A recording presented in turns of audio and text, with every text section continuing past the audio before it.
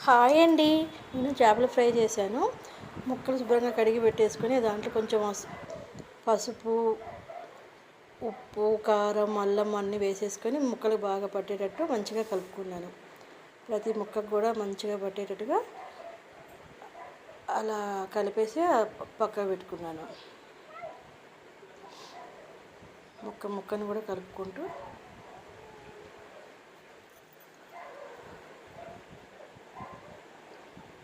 అలా పక్కకు పెట్టేశాను.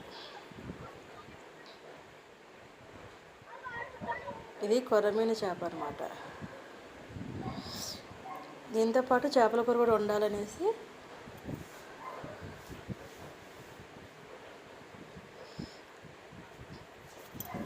గిన్నెలో కూడా చేప ముక్కలు తీసుకొని వాటి కూడా అల్లం పసుపుని పెట్టి 2 ఫ్రిడ్జ్లో పెట్టేశాను.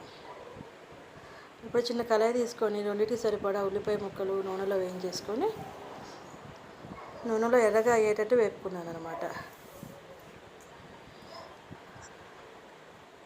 అలా వేగిన ఉల్లిపాయలు మిక్సీ దాంట్లో వేసి పక్కకు పెట్టేసుకున్నాను.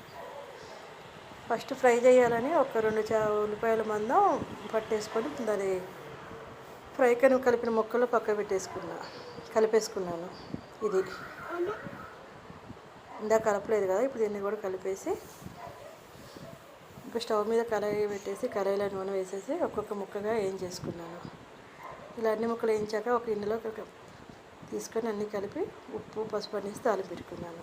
Please subscribe.